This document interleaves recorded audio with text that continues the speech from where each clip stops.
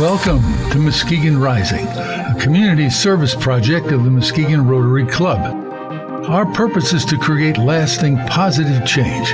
We've been doing that here since 1916. So, let's get started. Hello, everybody, and welcome to this edition of Muskegon Rising. I'm your host, DJ Hilson, and it's my honor and privilege and pleasure to be joined today by Monica Turnbull. I guess it's morning. Good morning, Monica. Yeah, good morning. I got it in my brain.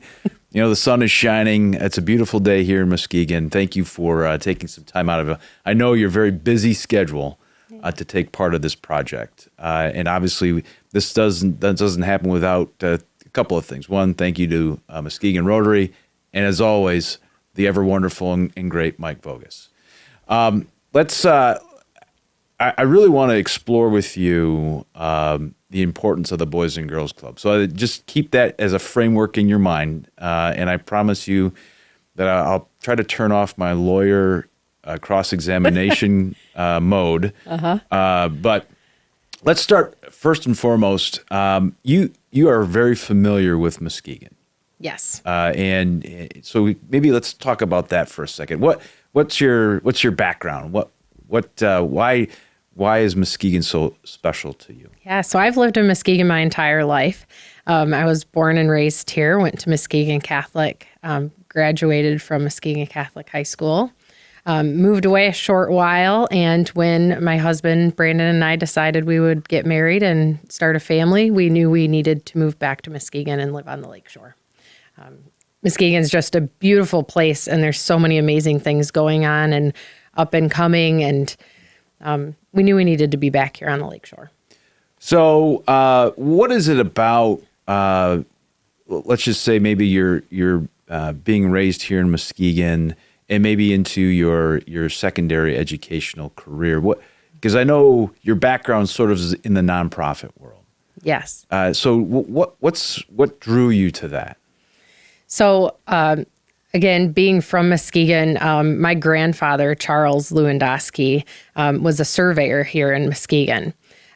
He was in an accident when I was very young, and he lost his arm. And in that, I remember him saying that he could never hunt or fish or do anything that was important to him anymore. And I said, there's got to be a better way. And of course there is. That's how I got into therapeutic recreation, finding different ways to help individuals with disabilities and seniors and young kids to make sure that they have the best, fullest potential for their life and for them to know that they can do anything they set their mind to. And I will tell you, my grandpa was able to fish and hunt even with one arm. We made it possible. That's fantastic. So you graduate, if memory serves me correctly, Central Michigan University. Fire up chips. And as you said, you decided to come back to Muskegon. And where does your professional career start? Yeah, so right out of college, I started as the director of recreation therapy at a nursing facility. So that's a skilled nursing facility and assisted living in Flushing, Michigan.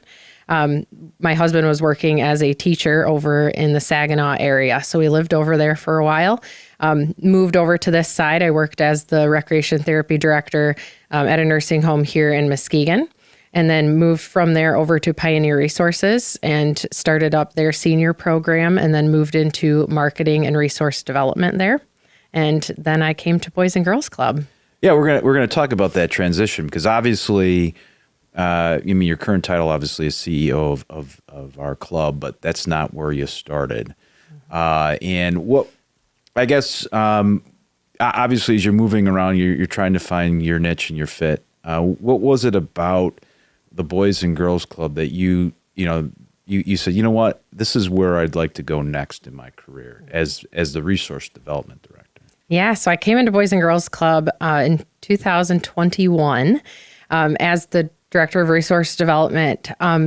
Boys and Girls Club is it's such an amazing thing. So I have two small kids of my own, and I know that they need the most support and wrapped arms around them of so much love, and it takes a village truly to raise kids.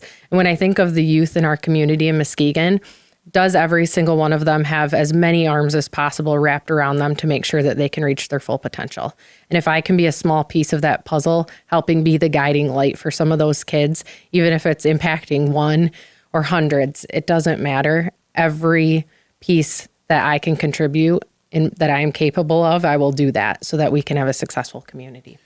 Yeah, obviously, you weren't in that position very long before we were looking, as a club, they were looking for a new CEO.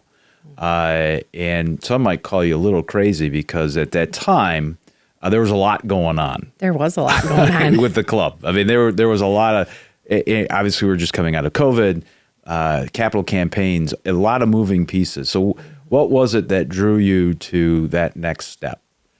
Yeah, so I knew that if I don't put my hat in the ring, I know that I'm capable to do this job and make sure, understanding all of those complexities of the business before, if I didn't throw my hat in the ring in there, and if someone was hired that wasn't just that much better than me, if I wasn't in the ring, who would be hired? And I wasn't sure. And I knew that I could handle this job.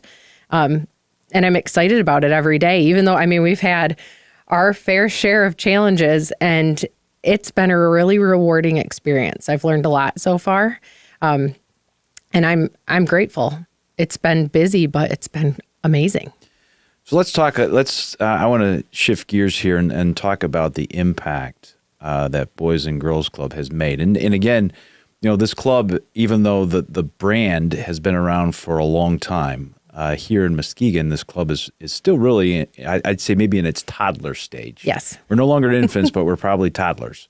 But what have you seen its impact? Let's start first with the youth, and then we'll transition to the community. So what impact has this club made to our youth? Oh, it's been incredible. So we've been able to not only reduce here in Muskegon County the crime rates of young kids, which is just incredible. We've been able to increase individual student scores at school. So not only academically, but also we're looking at how have we influenced their positive behaviors? Are they doing at-risk behaviors or are they making more positive choices? Social emotional learning has just skyrocketed, and now more than ever, it is so important, especially post-COVID with our youth. So our youth, a lot of them will say to us that they're so thankful for club because we've made an impact on their lives. And so each of those pieces, working on the healthy lifestyles, academic success, we're working them in the direction that they're already going and just helping guide them and support them so they can be the best people that they can possibly be. I want to give you this opportunity to maybe dispel some perceptions. Because a lot of times, especially if you're watching, and you don't see too many national Boys and Girls Club commercials, but every once in a while you'll see them, and it always looks like it's kids running around a gym, and it's just kids come and they're just running around and it's complete chaos and there isn't any structure. Can you talk a little bit about the structure of the Boys and Girls Club and where that comes from? Yeah, absolutely. So all of our programs are outcome based. So what we do, for an example, a day at club, the individual club member arrives, they get checked in, they go over to their homeroom area, they might have a snack. From that, they'll do Power Hour, which is our focus on homework help and making sure that they have academic success. From there, then they'll go to their first breakout, and typically they can choose from 1 to 3 different options that might be, they can go play basketball for a little bit, or they can learn about STEM programming or history. And we have different focus topics for each month. So, for example, right now is the Native American History Month. So they are working on learning that. From there, then they'll get a healthy dinner. So they get snack and a meal every club day. From that, then they'll choose another section. So if they chose basketball the first time or they chose to learn STEM the first time, then they choose their other breakout session from there. And then their family comes and picks them up, or we give them a ride home. Yeah. So, I think it's really important that people understand that it isn't a free-for-all. It's not. And, having been at a couple of club sites and obviously seen the individuals that are employed by the club itself and the structure that's involved. I mean, obviously, we're giving kids that opportunity for a safe and healthy learning environment, but they get to be kids too. Yes. Talk to me about, let's talk about staff. What does it take, and maybe now and then obviously future, what's the staffing levels like at our club? Yeah, so we have all from part-time to full-time. Those that are working directly with the youth, we have site supervisors and program coordinators. So site supervisors are full-time, program coordinators are typically around 20 to 25 hours a week. They are there with those youth, and their jobs are so critical because it is important to be a positive mentor for each of the youth that come to that club. And we get all kinds. And I think to combat a misperception that often comes up is we work with all youth. It doesn't matter their background, their income status, what neighborhood they live in. It does not matter. We accept every youth where they are, and we want to meet them with what their needs are. So it's so critical to have staff that really understand youth and can understand and communicate with all kinds so that we can make sure we're making the biggest impact. Now, obviously, I'm going to ask you questions about the transition that's going to be happening here in the next several months. So just be prepared for those questions. But, for at least a couple of years now, the club itself has had some temporary sites, temporary homes, I'll say, but has had the ability to expand beyond the downtown area. So could you describe for our listeners exactly what that is all about? Sure. So we have our main clubhouse location, which again, we'll talk about in a moment. And we're also in 4 different school sites inside of the schools. So we're in Oak Ridge schools and Orchard View schools. And our goal is to expand that. We want to make sure that we're representing every school in our county, whether that's those individuals coming to the clubhouse or we can be inside of those school systems. Yeah, I mean, certainly, obviously, one of the biggest missions that this club has is to reach as many kids as possible. And let's talk a little bit about how the club itself is working towards developing our future, the foundation of the leadership or the future of Muskegon County. Great question. So one of our focuses this year and moving forward is workforce development. Talking with many local business owners and employers, human resources departments, they want to make sure that they're getting the best qualified candidate for the job. And it's important to keep our local youth local. So how can we, as Boys and Girls Club, prepare those youth to be successful employees in the future or potentially own their own business? So part of our responsibility is teaching the kids what jobs are out there, what they could possibly do, learn what their interests are, and then match those up with the local employers in our community and make sure that we can help prepare those youth to be the best fit for our local community. Yeah, I mean, obviously, if you talk to business leaders or business owners, even the chamber, it's all about keeping local talent local. Yes. And it sounds like that is going to be a goal and a mission of the Boys and Girls Club now and into the future. Absolutely. Which is really cool. Really cool. All right. Well, let's talk about this this new site that seems to have gotten a lot of buzz lately. Having personally been a part of this club from the very beginning, from its infant stage and where it began to now where it is going to, my first question is, can you talk about how important that transition is for the club and for the community? Yeah. So for us to be able to have our own home, like you said, we've been in temporary locations for a while. And with the fire that we had at the clubhouse in August, it kind of put a damper on our spirits. We were really excited to get in this 90,000 square foot space, 5 acres on Muskegon Lake. It will be the state-of-the-art Boys and Girls Club for the youth in our community. And we're ready to have our own home and be in there and make the space our own with STEM programs, art programs, swimming, sports. We're ready. What, and maybe we'll pique some interest for some kids that maybe haven't had the club experience yet. What can you tell them, or maybe more importantly, their parents, of why once this facility is open, why they need to be a part of this organization? Yeah, so our entire goal of Boys and Girls Club is to help each individual youth reach their full potential. And we all come from different backgrounds, different neighborhoods, different economic statuses. And that's wonderful because that's how the world works.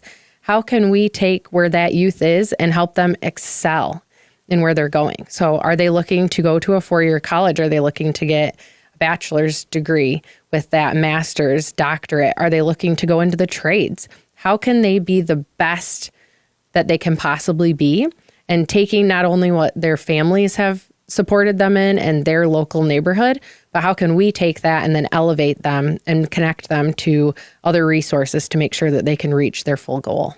So let's talk a little bit about this new facility. Obviously, it's the old YMCA, and if people are been under a rock, that this place will be. If you were a member or had been to the old Y, are you going to recognize at all that memory when you walk into this new space? You'll recognize a little bit of it, mostly from the outside. Brick on the exterior is similar. And you'll recognize a little bit of the pool, but other than that, it's pretty much completely redone. Every surface in what was 60,000 square feet, we've added a 30,000 square foot addition. Most of the walls have been changed and reorganized, and new carpet, new everything. So there will be a little bit of that, but really it won't be necessarily nostalgic, if you will, because it will be all brand new. So what when the kids come, what awaits them once this facility is open? Ooh, good question. Yeah, they are going to be seeing a brand new check-in area, a full service kitchen, where we'll teach out of that space as well. Full dining room, separate areas for our teens. So it's very important for us to have teens separated from middle school and elementary school. So we have our own teen section, which has an entire state-of-the-art quiet areas, gaming areas, academic spaces, all for them. And then elementary students and middle school students also have those same spaces available to them as well. And then we have our STEM room and STEM lab. So thanks to How Met, they have not only funded the space, the brick and mortar for that space, but also have given us the funding to fill the STEM room with Lego robotics, making sure we have 3D printers and all of the state-of-the-art equipment to move forward with our STEM programs. And then we also have an art studio. So that will hold music, fine arts, clay, pottery, all sorts of different things in that space. So it's going to be an exciting new start. We'll also have our full gymnasium and our 6-lane, 25-meter lap pool that is, we get lots of questions on that pretty much daily of when we'll be reopened, because that pool has been so impactful for years for the community, not only for swimming lessons for each of the youth that Boys and Girls Club has served, but many that have participated in that pool preparing for triathlons or swim meets. It's going to be an amazing building. Now, you talked a little bit about workforce development. There are going to be a couple opportunities, I've been told, inside the club itself for kids to experience that. Can you describe that, please? Yeah. So again, it's really important for us to teach the youth at every step of how the world works and what career opportunities they could have. So one of those, for example, is our barber shop that we'll have. So yes, we'll offer free haircuts and work with community barbers and hairstylists to provide that hair maintenance and hair care for our youth.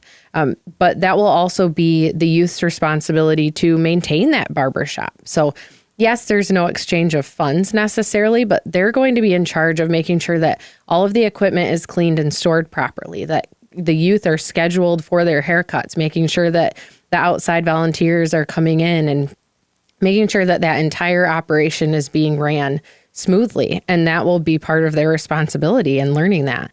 We'll also have the Boost Bar on the Neal Fitness Center side. So that's healthy smoothies, juices, wraps, salads. So the youth will be in charge of stocking that, helping our food service manager prepare those meals, figuring out what the pricing needs to be so that they're, setting the prices of what the actual cost was versus a markup for profitability.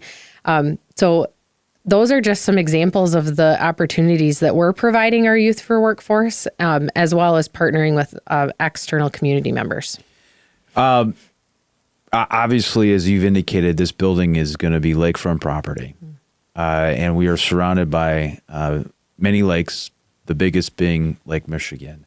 What opportunities are our youth going to have in order to understand, certainly how you respect water, and how they can keep themselves safe around water? Yes. So we have a full-time aquatics director. So she trains them on waterfront safety, as well as every one of our youth receives swimming lessons and exposure to the pool on a weekly basis. So no matter whether you're at a school site off of our main campus or at the main campus, you're brought in to learn swimming lessons and water safety. Part of that is the water is very serious, especially when you get out on Lake Michigan, and really understanding the complexities of that. We also teach our youth how to not only to swim, but to kayak and sail, and what happens if your kayak flips over. So they learn how to resurface their kayak and be able to get back on it. Waterfront safety is very important to us. And many of our youth that even have lived in Muskegon their entire lives have not seen Lake Michigan. So we want to make sure that we're not only teaching them of the seriousness of the water, but also making it, knowing that it's serious, but making them not be scared of the water, because it's not something to necessarily fear. It's something to respect. And there's a difference in that. So how can we, we're working on teaching our youth that so that we make sure they're comfortable by the water. Now, the uniqueness of this particular club is that it also is a community center. Mm-hmm. And we can't let you go without talking a little bit about the Neal Fitness Center. What can the community expect when that fitness center opens up? Yeah, so the Neal Fitness Center will have its own entrance. So those that are familiar with the building, previously there was one entrance to the building. There's now two. So the community members will come to the Neal Fitness Center side, further on the east side of the building.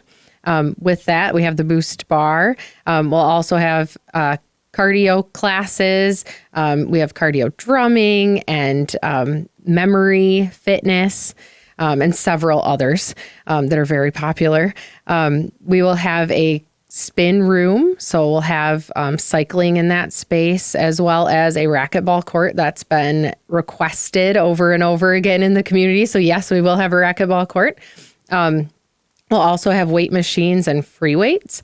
And then in our gymnasium, this has been a question that I've gotten a lot too. We will have pickleball courts, yes. So we're able to fit 3 pickleball courts inside in the gymnasium. And we also have installed an outdoor basketball court, which will also feature 2 pickleball courts outside facing Muskegon Lake. Yeah, so, again, having walked through that building a couple of times while it's been under construction, the amenities, the improved amenities that are going to be offered to this community, I think go above and beyond what even their expectations are. I want to give you an opportunity to also talk a little bit about the community support that the club in general has received, but more importantly, this specific site, because there's been a lot of generous folks that have donated to this effort. There's been organizations and other businesses that have also done similar things. So can you talk a little bit about that too, please? Oh my gosh, the community support has been so incredible, not only from just sharing the word, but financially, we've had just over 82 donors that have donated together $8.2 million for this club. That's incredible. Some are able to give at a higher level than others, and it takes all kinds for this space. This is a, over $10 million project. So we've been so incredibly thankful for those donors to help us raise the $8.2 million. Yeah, it is pretty spectacular. Again, it highlights what I have seen as an outsider, the sort of collaborative and very philanthropic spirit that Muskegon has. And maybe it's true in some other communities, but man, oh man, you really feel it here, which is awesome, which is really cool. Yes. Okay, well, I'm going to give you an open-ended question at the end, just in case I missed anything. But certainly, as every day we get closer to the building opening up, there's still some opportunities for the community to support. And I want to give you an opportunity to talk about some of those opportunities that folks may not realize are still available for them. Yeah, so we do have naming opportunities for several of the spaces still in the clubhouse. Like I said, we have raised $8.2 million, but this project's over 10. So we still have a gap to fill. But we knew, along with the board, how critical it was to get this building open and operational for not only our youth, but our community as well, which is why we took the leap of faith, getting this building open. And yes, we have a gap for funding. One of those is our aquatic center. So someone could have the naming rights for the entire aquatic center, just like we have the Bob and Merle Skolnick Boys and Girls Club, and we have the Neal Fitness Center. We can have your name, your family's name on our aquatic center. So, and some of the other ones are the locker rooms, and you talked about amenities. So we do have naming opportunities for some of the locker room spaces. We have a men's and women's locker room, as well as family locker rooms. And that's been a really big, important shift for us, making sure that our youth are safe. That is critical for the Boys and Girls Club, but also for our community. And we also have caregivers that aren't able to help their loved one get ready for the pool or the gym, being male or female. And so they go into that family locker room space. So some of those space naming opportunities are available as well. Now, you've been with the club for a few years in two different capacities, but in essence, part of the club culture and the mission and the vision. If you were to describe, in your experience now, in your own words, the impact that this club has had on our community, how would you describe that? It warms my heart. Really, honestly. I mean, just seeing the kids, we can talk about all the numbers and the success rates and decreasing crime rates and all of those things, but to walk into the club and talk to a youth, oh my gosh, it's incredible. And to hear some of their stories of, oh, well, Miss Hillary did this, or Miss Laura did this, or Mr. David did this, and they just have such an impact on these kids' lives, and it makes me emotional because it is so amazing to see these kids really be fulfilled by club and just feel so good when they come to club and when they leave and they're excited to come back again. Oh, that's awesome. Well, certainly the one thing too I want to make sure that we get out there is if people want to learn more about how they can become a member, how they can get their kids to become members of the club, how they become members of the Neal Fitness Center, where's the best location to do that? Yeah, so bgclubmuskegon.com or Neal Fitness Center, NEAL, nealfitnesscenter.com. Those are the two places they can go to get more information. And I do want to stress to our listeners here, the club for Boys and Girls Club is free. We don't charge anything. We run this completely off of donations, fundraising, grants. So it is important for us to make sure that all youth can come to the club and there's no barrier of any finances. So that's one thing that is important to share because there is not a cost and there's no barrier for entry for any individual to come to the club. So, I mean, I guess if folks are out there listening and I think that they need to appreciate and understand what you just said is that for the youth of Muskegon County, they will have the opportunity to this brand new 90,000 square foot facility for free. For free. and they can take advantage of all the important learning and recreational opportunities as they develop as young people. That's fantastic. Yes. That's fantastic. What, I guess I should have asked this a little bit early, but, as we, again, near the opening, hours of operation, what are we looking at as far as that is concerned? Yeah, so for Boys and Girls Club side, again, they're two separate things. So Boys and Girls Club side is primarily after school. So we're generally open around 2:30 to 6:30 at night. Depends on school day and what site they're at. But generally for the clubhouse location, that's our hours. We're working to be open on snow days because that's important for working parents and keeping our community going is if the school is closed, where can the youth go? Once we're back in our clubhouse, our plan is to be open when we can on those snow days and have our staff get there as safely as possible so that we can be with the youth during those closures. For the Neal Fitness Center side, we are open early in the morning for those that like their early morning lap swim once we're back in the space. So 5:30 in the morning until 8:30 at night. Fantastic. Well, Monica, is there anything that I missed? Any parting words that you'd like to leave us with here as it relates to Boys and Girls Club and its role?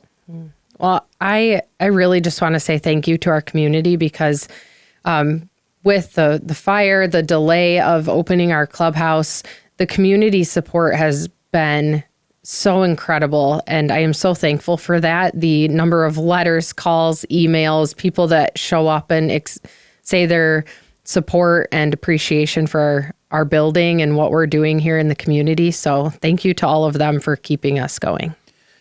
Well, I just want to say thank you. Thank you for coming back to the community, bringing your gifts and your talents and your passion and being the head, if you will, of this wonderful organization and making it run smoothly. So on behalf of the community, I'll speak on behalf of the community. Thank you for making this part of your career path. Yeah. Well, thank you for having me so that I can share my story and the story of Boys and Girls Club. Awesome. Well, that does it for this episode. Thank you again to Muskegon Rotary. Thank you again to Mike Vogus, and we'll see you very soon.